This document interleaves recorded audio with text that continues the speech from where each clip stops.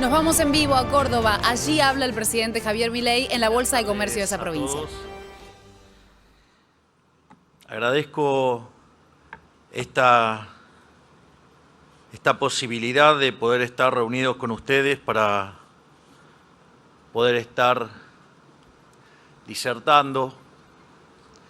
Agradezco también las elogiosas palabras de Manuel, porque claramente tratar de doblegar al statu quo no es fácil. La realidad es que los procesos de cambio, cuando uno estudia, los procesos de cambio siempre generan resistencia al statu quo, y cuanto más fuerte ese proceso de cambio, evidentemente la resistencia es aún muchísimo mayor. Y son décadas y décadas de acumular ideas en la dirección incorrecta. Entonces también se hace muy difícil, porque parte del proceso implica comprender que aquellas cosas con las cuales estábamos acostumbrados a pensar, evidentemente no están bien y hay que cambiarlas. Y eso además requiere todavía muchísimo más tiempo. Digo que es la parte vinculada al cambio cultural.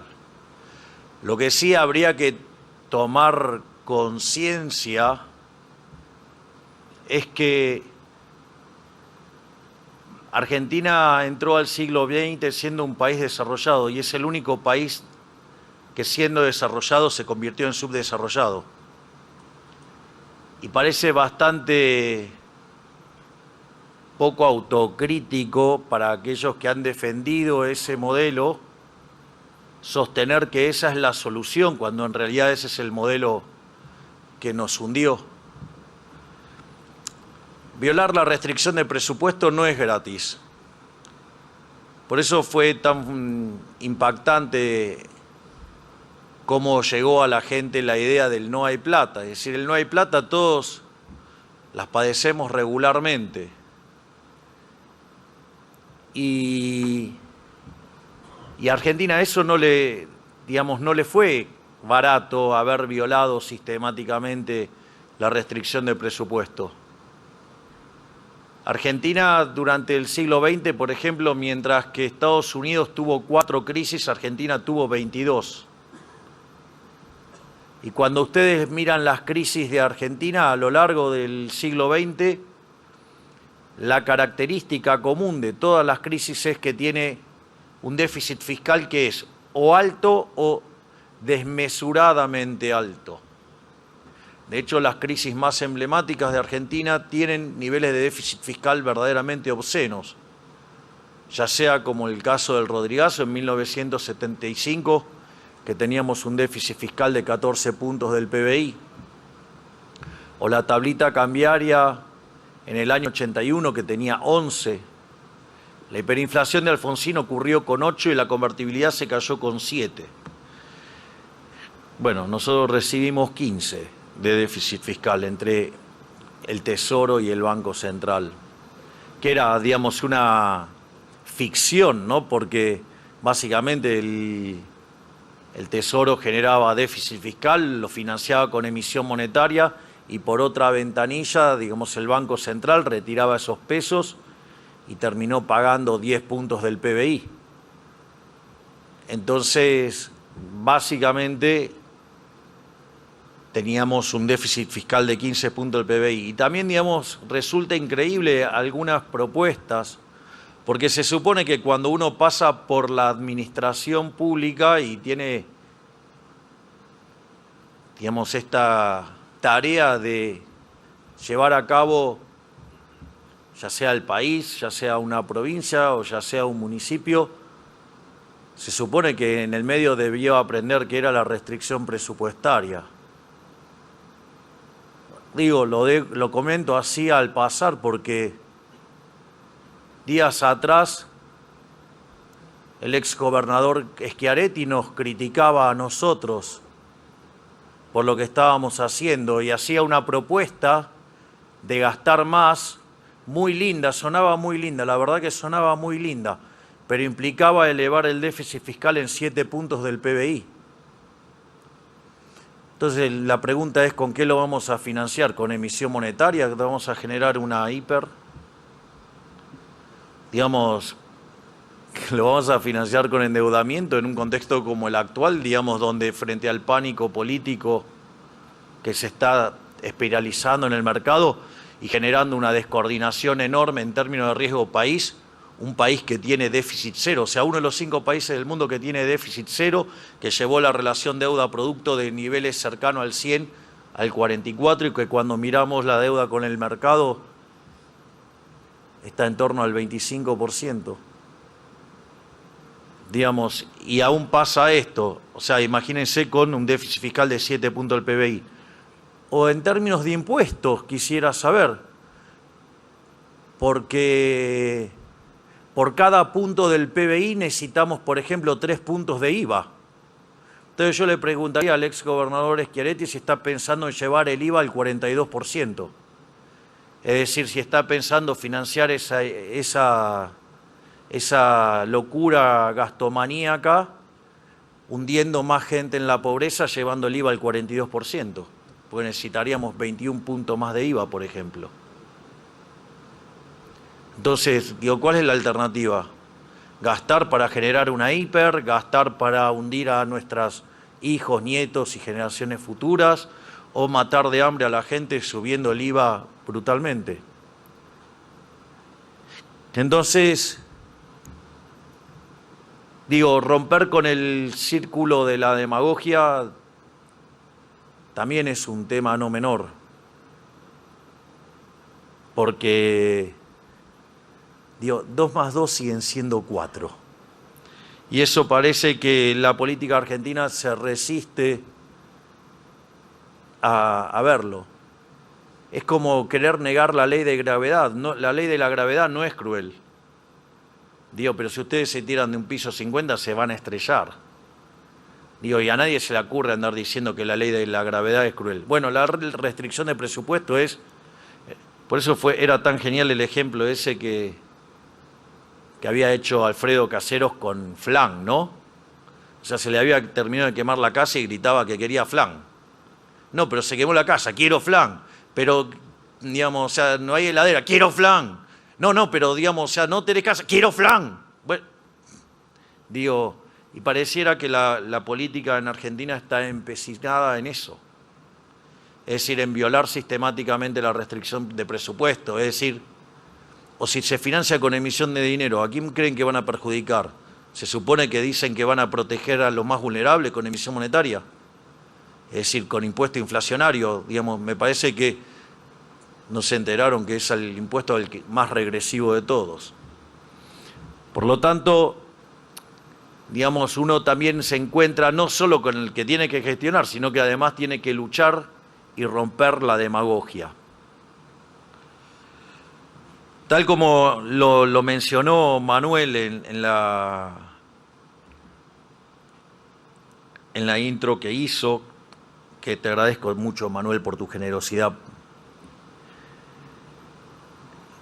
Argentina, probablemente nosotros cuando llegamos recibimos la peor herencia de la historia, porque teníamos un desequilibrio monetario, un money overhang que era el doble del que había en la previa del Rodrigazo, que implicó sextuplicar la tasa de inflación, con lo cual de base íbamos a ir a multiplicar por 12 la tasa de inflación.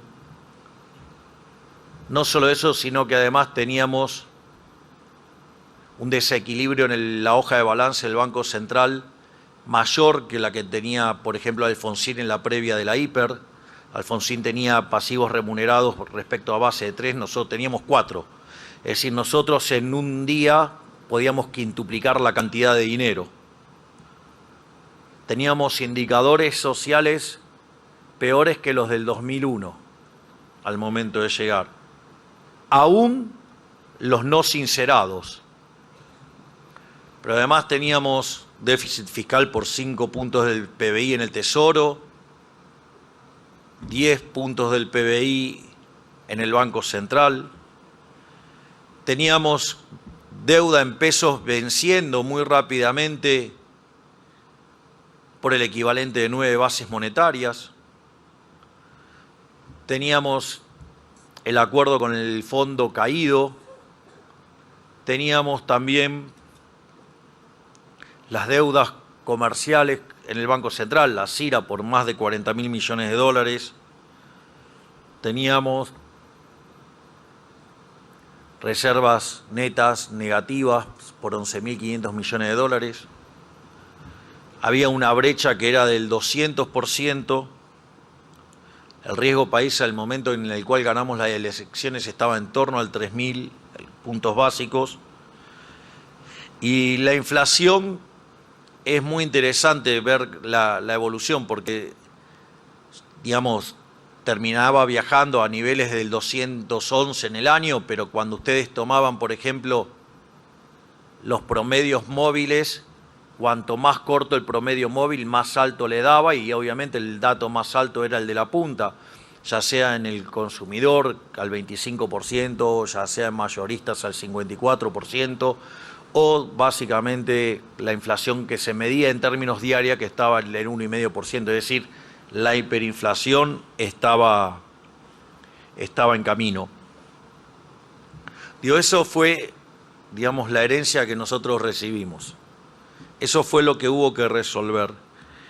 Y digo, más allá de las discusiones y algunas cuestiones que uno pueda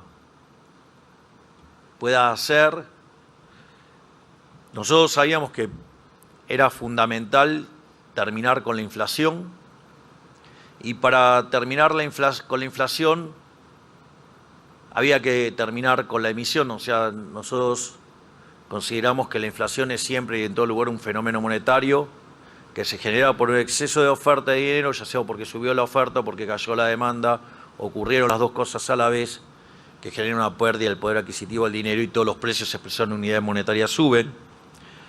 Y eso esencialmente requería poner en caja el Tesoro y poner en caja el Banco Central para cortar de una vez por todas con la emisión monetaria. Entonces ahí digo que quiero ponerme más en la parte positiva. Digo, ¿qué lecciones hemos aprendido de todo esto, al menos en este corto tiempo? Y el motivo por el cual me convocan de distintas universidades del mundo, digamos, para justamente explicar qué es lo que ha pasado en Argentina. Porque acá se sostenía que la inflación no era monetaria, sino que era multicausal. Decían que si hacíamos el ajuste iba a ser hiperrecesivo y que iba a haber una gran cantidad de desempleo y pobres. Y ni que hablar, digamos, toda la discusión sobre el tipo de cambio y los precios y básicamente el orden en las calles. Entonces, nosotros emprendimos un ajuste fiscal en el primer mes de gestión, después de 123 años de déficit fiscal, que no arregló nadie en 123 años. En el primer mes de gobierno nosotros pusimos las cuentas fiscales en orden. Es decir, algo que parecía imposible a lo largo de 123 años, nosotros lo hicimos en un mes. No solo eso, sino que comenzamos a trabajar en limpiar la hoja del Banco Central para terminar con el cuasi fiscal. Y algo de lo que nadie en la política hacía una propuesta al respecto, y en realidad era una verdadera bomba de tiempo, se resolvió en 6 meses. Es decir, que a lo largo del primer semestre del 2024 no solo pusimos en caja al fisco, sino que además terminamos con la emisión monetaria. Y a partir de ahí nosotros empezamos a discutir sobre dos conceptos, lo que es la base monetaria amplia y la base monetaria observada, y se habían creado instrumentos para que, conforme se fuera recomponiendo la demanda de dinero, eso generara endógenamente una expansión de la base monetaria en el formato tradicional para abastecer esa demanda de dinero y que el techo iba a ocurrir cuando se tocaran los dos conceptos de base monetaria. Pero frente a ese ajuste, consideraban que la inflación no iba a bajar y que no podía bajar de ninguna manera del 30% en minoristas. Y para sorpresa de muchos, bajó de 30, después no la íbamos a poder bajar de 10, bajó de 10, después no la íbamos a poder bajar de 8, bajó de 8, después no podía bajar de 4, bajó de 4, y hoy la inflación viaja entre el 1,5% y el 2% hace 4 meses. Es decir, que la inflación es un fenómeno monetario, porque además Friedman, cuando decía y daba esa frase, añadía que la política monetaria tiene rezagos. Esos rezagos en Argentina se estiman que son entre 18 y 24 meses. Es más, un reciente trabajo de la Universidad de Córdoba, un alumno de la Universidad de Córdoba que le tutorió la tesis mi queridísimo amigo Enrique Neder, digamos, probó que el rezago de la política monetaria en Argentina son 26 meses. Por lo tanto, si Argentina siguiera con esta política de mantener constante la cantidad de dinero, para mitad del año que viene, la inflación en Argentina habrá sido solo una mala historia que se habrá terminado.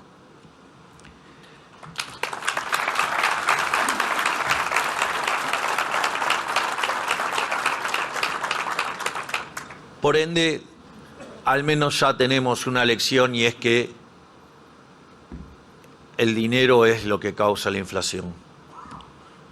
No solo aprendimos esa lección, aprendimos también otra lección, que uno podía hacer un ajuste fiscal y que el ajuste fiscal podía ser expansivo.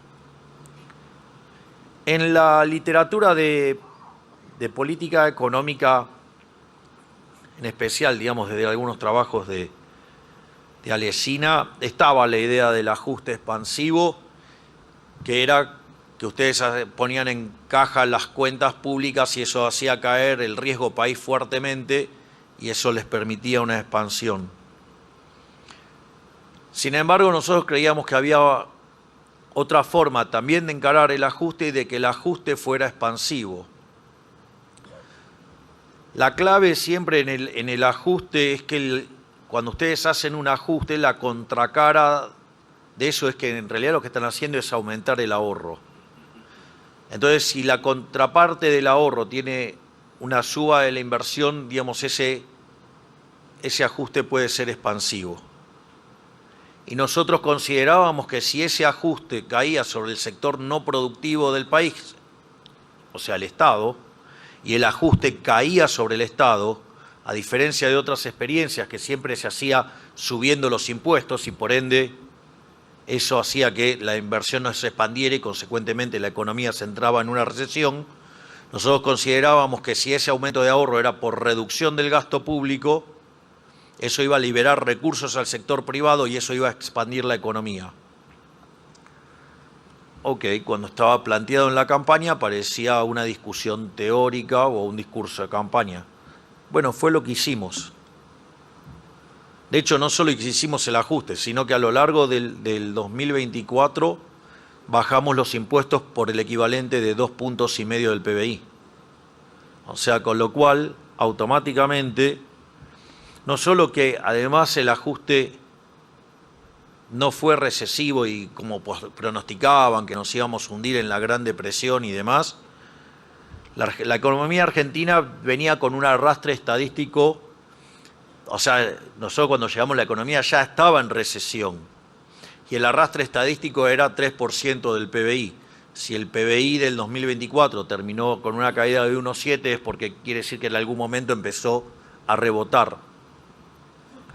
El momento donde la economía argentina tocó fondo fue en abril del 24.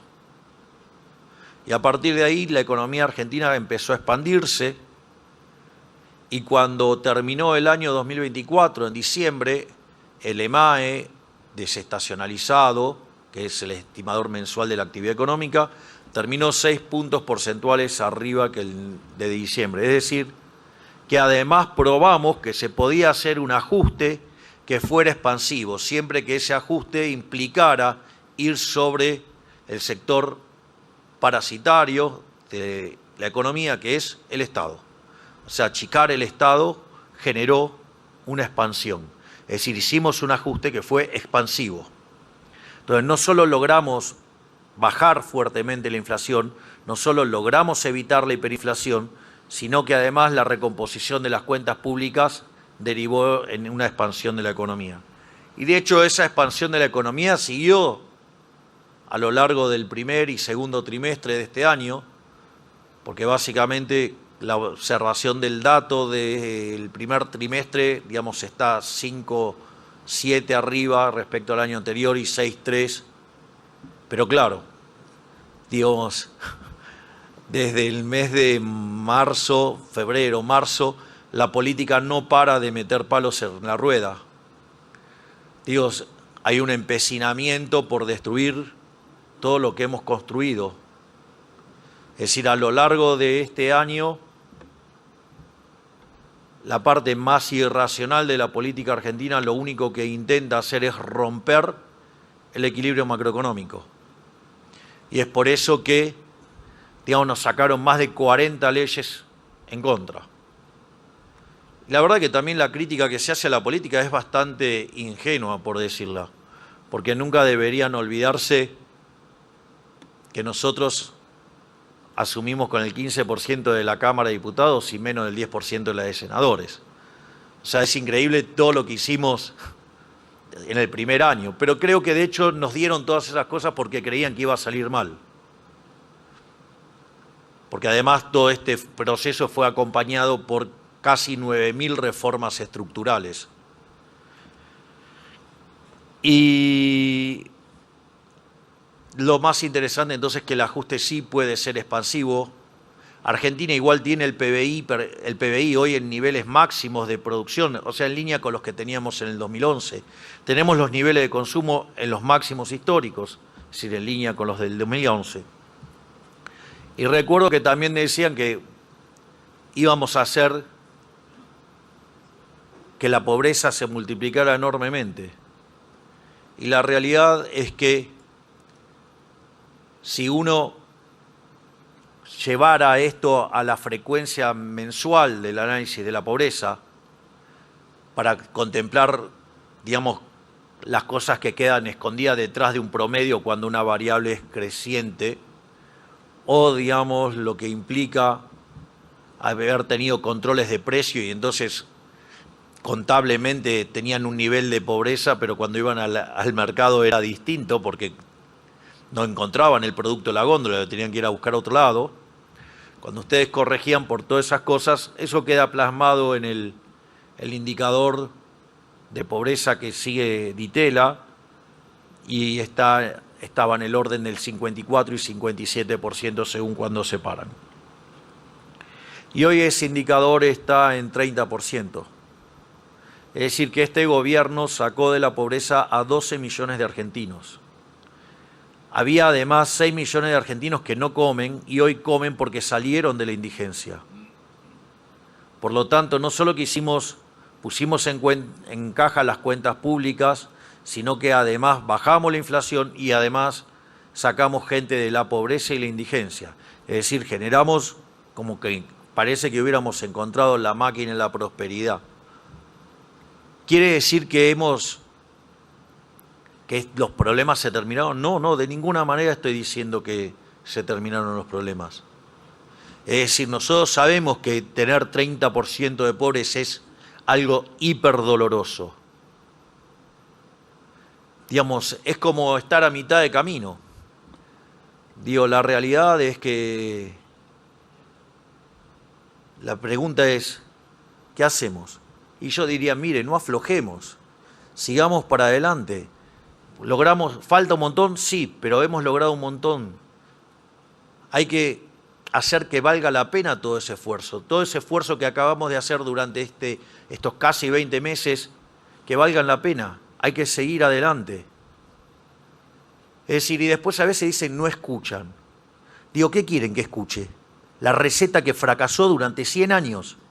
¿Qué quieren? ¿Que volvamos al déficit fiscal, a la emisión monetaria, al descontrol cambiario monetario? O sea, digo, ya sabemos qué es esa receta. Dejó 57% de pobres, el 70% de los chicos pobres. Digamos, estábamos al borde de la hiper. Digo, eso no es una solución. Entonces, lo que digamos, nosotros estamos pidiendo en este momento es que no aflojen, que sabemos que es duro, que falta, pero estamos a mitad de camino. Por lo tanto, hay que salir adelante. O sea, hay que seguir, digamos, hay que seguir metiéndole, hay que seguir empujando. Digamos, ¿por qué? Porque del otro lado está el camino de la prosperidad.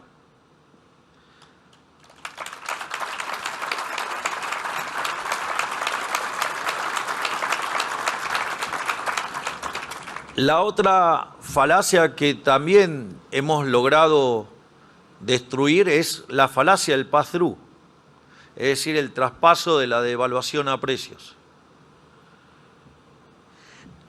Y la realidad es que, dado este comportamiento destructivo del partido del Estado, básicamente hemos tenido muchísima volatilidad, se ha traducido en mucha volatilidad en el tipo de cambio.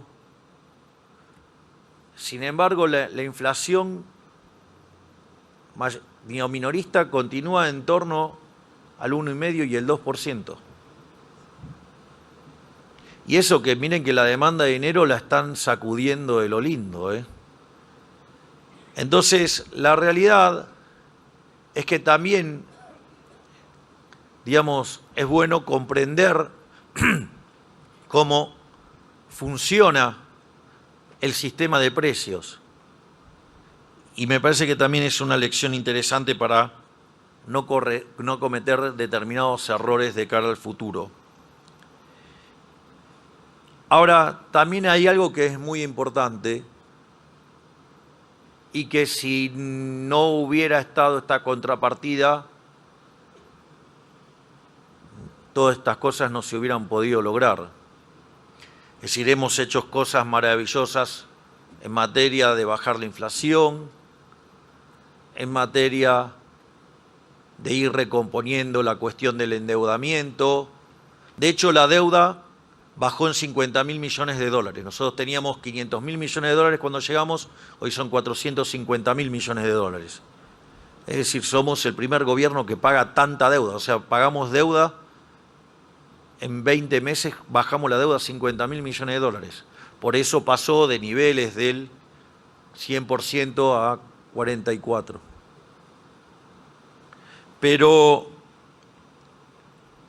Y además hicimos las 9.000 reformas estructurales, además todo el trabajo de Sandra Petovelo, digamos, en Capital Humano, pero claramente esto no hubiera sido posible si no había orden en las calles.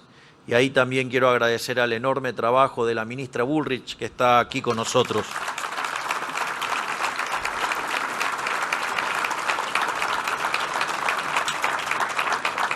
A la ministra Bullrich, además también los argentinos tenemos una gran deuda con ella, porque es una verdadera patriota. Porque cuando en el 22 de octubre del 23, a la luz del resultado electoral, tuvo una generosidad enorme en redireccionar su fuerza política para apoyarnos en el balotaje y que fue lo que permitió que yo tenga la posibilidad de ser presidente de la Nación Argentina. Y gracias a su grandeza y a su entereza y de ser una argentina de bien, una patriota, digamos, la doctora Bullrich habló con el expresidente Mauricio Macri y juntos decidieron apoyar llegamos a la presidencia y pudimos hacer muchísimas cosas enormes a lo largo del primer año y meses del gobierno, y que estamos confiados que vamos a poder seguir haciéndolo de acá en adelante, porque ya todos hemos visto quién está de enfrente, ya hemos visto a los forajidos de vuelta. Así es que, digamos, vamos a seguir trabajando por hacer una Argentina mejor para que salgamos del populismo y salgamos adelante de una vez por todas.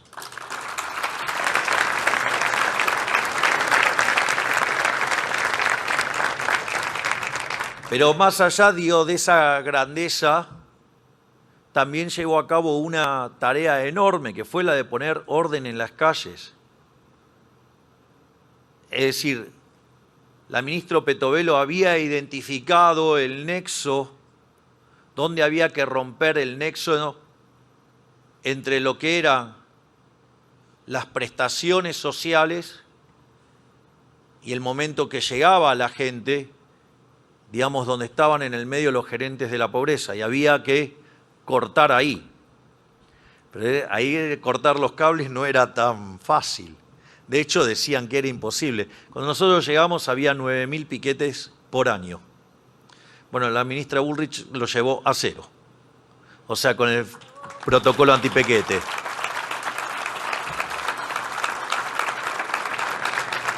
Y eso nos permitió tener orden en las calles, volvió el orden a la Argentina. Sin orden tampoco hay progreso. Así es que creo que hay varias lecciones para aprender de estos 20 meses que llevamos en el poder. Obviamente que en un año electoral, digamos, y donde la única propuesta que tiene el Partido del Estado es destruir, porque la única propuesta que tienen es destruir. O sea, y lo dicen abiertamente. Digo, todos los que están acá, que son emprendedores, saben lo que cuesta construir. Digo, construir es algo que requiere de mucho trabajo, y destruir, digamos, se puede destruir muy fácil. Y piensen en un edificio, ¿no? Digo, ustedes pueden construir un rascacielos y después, con el sistema ese de implosión interna, lo pueden hacer desaparecer en muy poco. Entonces, si tomamos conciencia del monstruo que hay enfrente, yo creo que la sociedad va a volver a reflexionar, digamos, si este 26 de octubre va a pintar de violeta el país.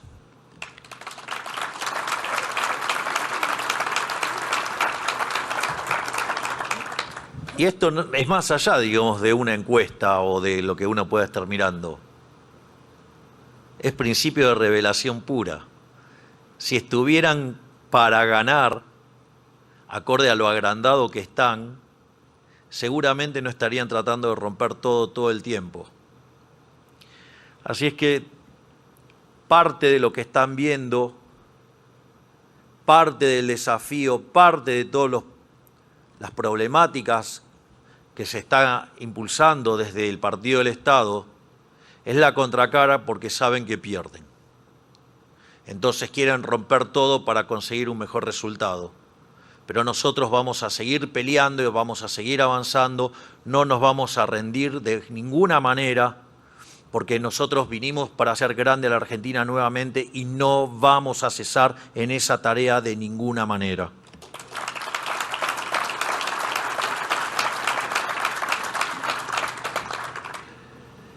Pero más allá de eso, me gustaría darles algunos lineamientos por qué nosotros somos el Partido de la Esperanza, por qué nosotros somos la esperanza, por qué es posible hacer grande a la Argentina nuevamente.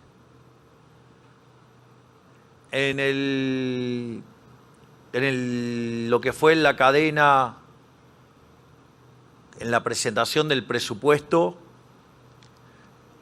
básicamente expliqué que Argentina en 10 años se podía convertir en un país de altos ingresos, en 20 años codearse con las potencias, las principales potencias mundiales, y en 30 años podía estar en el top 3. Entonces ahora lo que voy a hacer es dar los fundamentos de por qué eso es posible.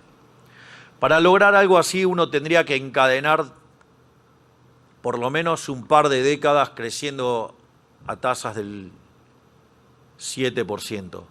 De hecho, en los procesos de convergencia hay países que han logrado crecer a tasas del 10% durante 14 años, que es equivalente. Piensen que hay cuando ustedes estudian crecimiento hay una regla que se llama regla del 70, que sirve para determinar en cuántos años duplican el PBI. Entonces, por ejemplo, si ustedes crecen al 10%, duplican en 7 años. ¿Quién lo hizo esto? Por ejemplo, lo hizo China. China encadenó 2 periodos de 7 años creciendo al 10%. Eso implica multiplicar el PBI por 4. Es decir, eso no es que no se hizo, se hizo. De hecho, les voy a decir algo. Cuando Argentina tomó lugar el milagro liberal desde la llegada de Urquiza al poder, con la Constitución de Alberdi del 53, Argentina, digamos, de ser un país de bárbaros, se convirtió en la primer potencia mundial.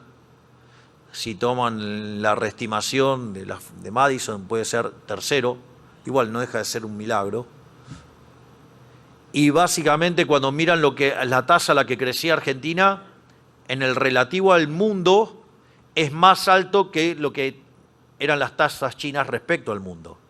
O sea, con lo cual, si lo hicimos en el siglo XIX, ¿por qué no lo vamos a poder hacer en el siglo XXI? Es decir, lo único que hay que tener es, digamos, fe, pero sobre todas las cosas, coraje. Y yo creo que los argentinos, después de tanta resiliencia, tantas cosas malas, si hay algo que tenemos es fuerza y coraje para hacerlo. Pero de vuelta, ¿cuáles son los fundamentos para esto? El primero es el equilibrio fiscal. Hay un trabajo maravilloso que hizo hace poco Juan Pablo Nicolini, que es un economista de la Universidad de Itela, que Guido lo conoce, obviamente, y que además trabaja en la Reserva Federal, y mostró que con solo alcanzar el equilibrio fiscal, la economía argentina podría crecer de manera sistemática al 4%.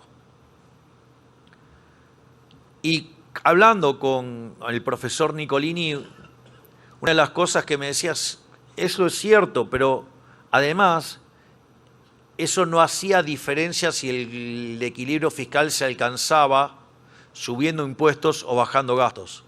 Y claramente no es lo mismo. Por lo tanto, una solución hecha desde la reducción del Estado, probablemente la tasa de crecimiento sea más alta.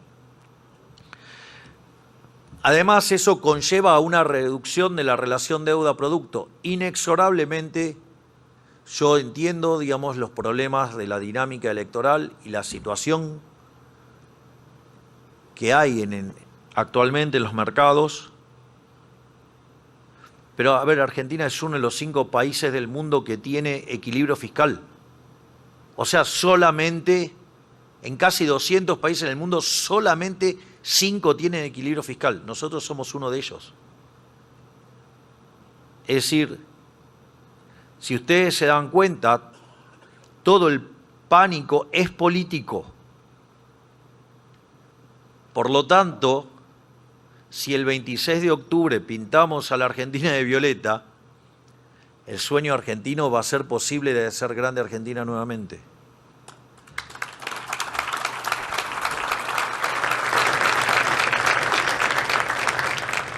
Otro elemento que también es muy importante, cuando ustedes tienen inflación generan distorsión de precios relativos y esa distorsión de los precios relativos castiga el crecimiento económico.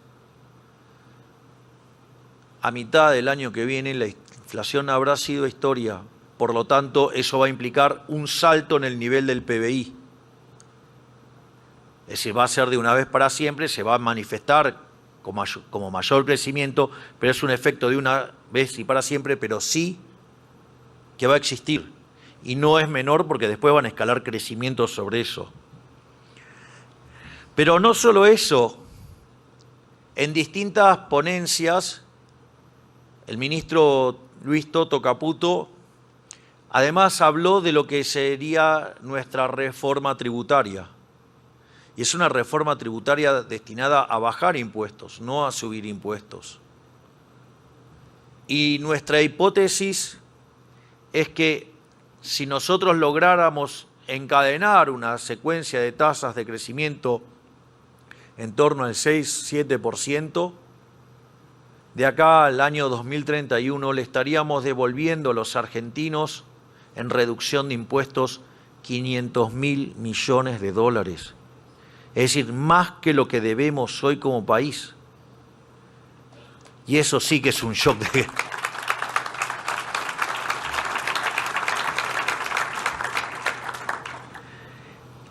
Además, otro elemento que juega un rol importante en el crecimiento es el trabajo enorme que hace el doctor Federico Sturzenegger en el Ministerio de Desregulación. Voy a contar una anécdota que muestra básicamente acerca de los fundamentos de lo que estamos haciendo. Cuando me tocó ser parte de la reunión del G7, invitado por la primera ministra de Italia, Giorgia Meloni, me invitó para hablar sobre inteligencia artificial y crecimiento económico. Y básicamente, una de los ejes centrales de mi presentación tenían que ver con que no tenía sentido todos los escenarios distópicos que plantean acerca de la inteligencia artificial y que esto en realidad iba a ser algo maravilloso para el mundo porque iba a implicar una aceleración de la tasa de crecimiento como consecuencia del aumento de la productividad. De hecho, el doctor Reidel, digamos, quien además está con las cuestiones de energía nuclear y los temas de inteligencia artificial, porque obviamente los data centers hay que alimentarlos, entonces son cosas y necesitan de mucha energía y de mucha estabilidad. Entonces, cuando terminó la reunión, mientras que esperábamos que llegara el Papa Francisco con Meloni, justo se les había roto el carrito, era un carrito de golf, pero se rompió y entonces tardaron en llegar. Entonces nos quedamos en un costado. Había trabajado sobre un artículo de Keynes, digamos que muy poco conocido. Yo sí tuve la suerte de leerlo. Les aviso que las obras completas de Keynes son 30 tomos. Y hay muchos hablando que hablan de la teoría general y no la leyeron. Yo la teoría general la leí 5 veces. Pero además leí bastante más de las obras de Keynes, no solo la teoría general. Digamos, y es difícil catalogar en algún lugar a Keynes, digamos, porque depende en el momento de la vida de Keynes qué es lo que van a leer. No es el mismo el Keynes del Tratado sobre el Dinero que el Keynes de la teoría general. No es el de el breve tratado sobre la reforma monetaria, no es el mismo el de las consecuencias económicas de la paz. Digo, es difícil encasillar a un autor de esas características, pero hay un artículo muy interesante ya, digamos, sobre los últimos tiempos de Keynes, que es La economía para mis nietos, y que muestra cómo es, y él se va ideando cómo sería el futuro. Y en función de eso, digamos, Georgieva plantea un ejercicio optimista donde dice la tasa de crecimiento del PBI per cápita salta 1 punto porcentual. Obviamente yo tenía en mente algo mucho más radicalizado, que es volver a revitalizar la idea de la mano invisible combinada con la fábrica de alfileres. La fábrica de alfileres es la idea de los rendimientos crecientes. De hecho, recientemente con el doctor Reidel acabamos de demostrar digamos, ahora estamos buscando el journal que nos publique lo que hicimos, hemos logrado reconciliar la idea de la mano invisible con los rendimientos crecientes, o sea, con la fábrica de alfileres. Es decir, que uno puede tener un óptimo de Pareto aún con rendimientos crecientes. Así es que, digamos, la gente que sabe de equilibrio general y crecimiento lo va a valorar mucho, pero, digamos, lo importante es las consecuencias prácticas que tiene para la vida de los seres humanos y en especial en Argentina, que tenemos un ministerio de desregulación. Entonces, yo le conté esta idea, que el problema con la economía neoclásica de querer replicar mercados competitivos, cuando aparecían los rendimientos crecientes, como los rendimientos crecientes están asociados a estructuras concentradas, se generaban una maraña de regulaciones que terminaba matando el crecimiento económico. Y que lo que había que hacer era desregular y liberar rendimientos crecientes, que eso lo que iba a hacer es generar crecimiento económico. Bueno, imagínense que semejante torpedo a la economía neoclásica no la tenía muy cómoda a Kristalina Georgieva. Pero por las dinámicas que hemos tenido y que después derivó en el acuerdo en el cual saneamos el activo del Banco Central, en esas etapas tenemos una reunión en Nueva York y cuando nos sentamos a hablar me dijo, usted tiene razón. Yo sabía que le tenía que contestar 4 preguntas, pero digo, no sabía por qué tenía razón si todavía no había contestado. Entonces, si todavía no contesté, dije yo. Me dice, no, usted lo que me dijo en Italia tenía razón. Había puesto a sus econometristas a testear la hipótesis de la relación entre regulación y crecimiento y digamos, lograron probar mi hipótesis que si ustedes desregulan, crecen. A partir de...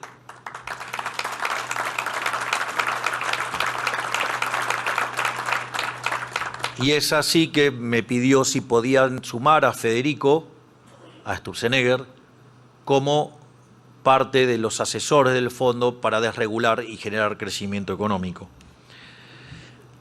Así es que esto que había arrancado como una idea teórica y que nosotros veíamos que estaba funcionando, también fue validado en el plano empírico y hoy es un modelo a copiar en todo el mundo. Y claramente esto lo que va a hacer, no solo tenemos un piso de crecimiento por el equilibrio fiscal, no solo vamos a tener del 4, ¿no? Vamos a tener más crecimiento porque se hizo bajando el gasto público, no solo porque además va a bajar también los impuestos, sino que además en materia de desregulación vamos a seguir yendo al hueso.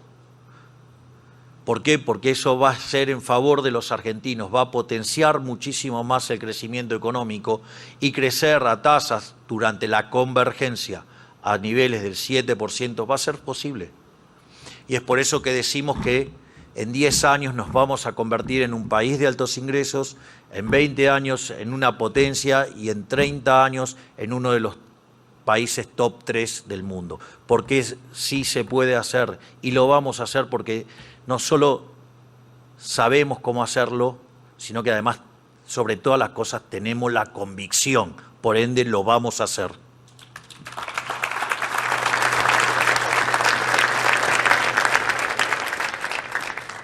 Pero nuestra estrategia de crecimiento no se queda ahí.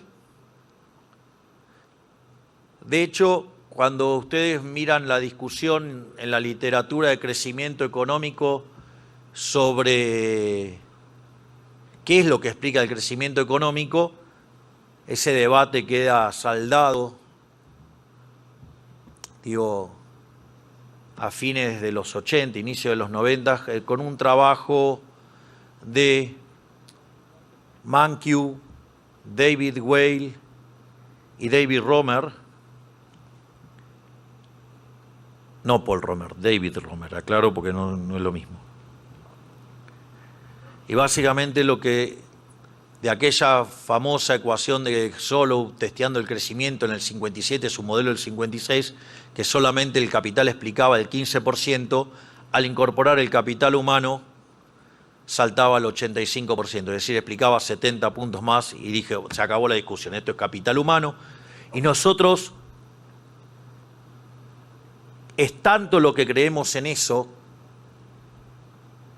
Es más, le voy a contar una anécdota. En la época que yo vivía, digamos, en el departamento del Abasto y que estábamos solamente con Ani y yo, había un cuadro en el living de 1,5 metros por 1 metro de Gary Becker derivando la ecuación de Slutsky intertemporal. Así es que imagínense que para mí, capital humano, además de tener sobre las espaldas 25 años de dar clases de microeconomía y de equilibrio general, evidentemente tiene un rol importante Gary Becker. Y fue tal el homenaje que le hice a Gary Becker llegando al gobierno, es que a un ministerio le puse capital humano.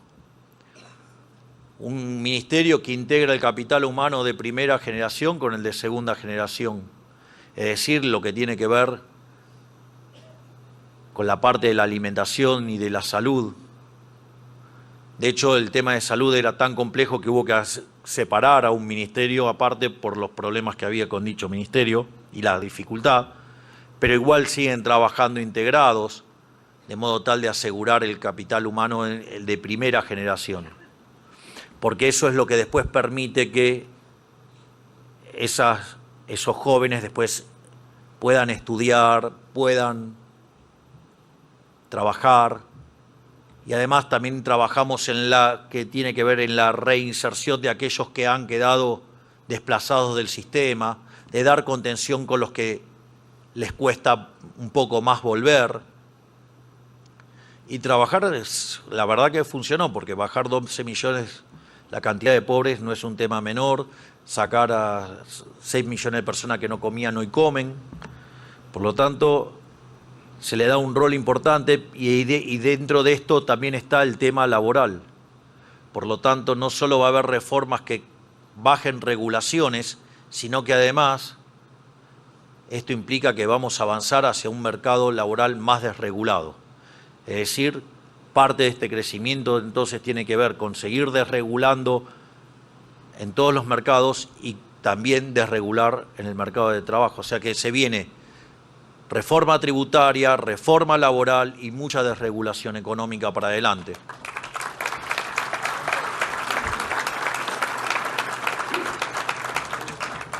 Les hago una nota de color. Cuando le empezaron a torpedear el barco a De la Rúa, fue porque quiso hacer la reforma laboral. No sea cosa que los que están torpedeando atrás sean los mismos. No van a poder parar el cambio. Pero no solo eso. Digamos, además tenemos muchos sectores con gran potencial, ya sea lo que es el campo argentino, la ganadería, lo que tiene que ver, o sea, el agro, la ganadería, lo que tiene que ver con la minería, que tenemos el tema del litio, el oro, el cobre. Digamos, el RIGI de hecho trajo 25.000 millones de dólares en inversiones y hay pendiente 40.000 millones. Es decir, los que decían que el RIGI no iba a funcionar, bueno, parece que funciona. Pero no solo eso, digamos, todo lo que tenemos en materia de minerales raros, la revolución del oil and gas, digamos, en Argentina, en especial Vaca Muerta, también lo que tenemos para hacer en materia de energía nuclear, donde estamos avanzando en la construcción de los CMRs, o sea, los sistemas modulares, que además son escalables y es una energía segura. Por lo tanto, estamos trabajando mucho en el desarrollo nuclear. Hemos hecho un acuerdo con Francia, que son los principales productores de este tipo de tecnología. Y además tenemos el uranio, entonces estamos en condiciones de ser un player importante. De hecho, Argentina se sienta en la mesa de los players importantes. Bueno, queremos ser todavía más importante. Y eso, digamos, va a facilitar todos los desarrollos de inteligencia artificial que estamos pensando que podrían tomar lugar en el sur. Y finalmente, otro tema no menor, y es el tema de la apertura comercial. Es decir, una vez que nosotros avancemos en la reforma tributaria, una vez que avancemos en la reforma laboral, vamos a estar en condiciones de abrir más la economía sin que eso tenga un costo social negativo. Es decir, acá es muy importante la secuencia. No es lo mismo abrir la economía y después, digamos, desregular el mercado laboral y después bajar impuestos. Eso podría ser profundamente doloroso para la población. Por eso es bajar impuestos, después de bajar impuestos, después de regular el mercado laboral, después abrir y entrar en un loop permanente. En ese sentido, hemos estado también avanzando y trabajando muy fuertemente en un acuerdo comercial con los Estados Unidos, donde Argentina estaría teniendo un trato muchísimo mejor que el resto de los países, sino que además hemos profundizado nuestro vínculo con el Mercosur y estamos trabajando muy rápidamente y avanzando mucho más de lo que se había avanzado hasta ahora en el acuerdo con la Unión Europea, y días atrás también cerramos el acuerdo con EFTA. Así es que también trabajamos para que Argentina cada día sea un país más abierto. Por lo tanto, los Key Value Drivers para que Argentina pueda crecer están a toda marcha, están a toda máquina. Probablemente tengamos una pequeña pausa como consecuencia de la volatilidad que está creando el Partido del Estado. Pero no tengan duda que si el 26 de octubre pintamos a la Argentina de violeta, vamos a iniciar el camino a la tierra prometida y Argentina va a ser grande nuevamente. Muchísimas gracias y ¡viva la libertad, carajo!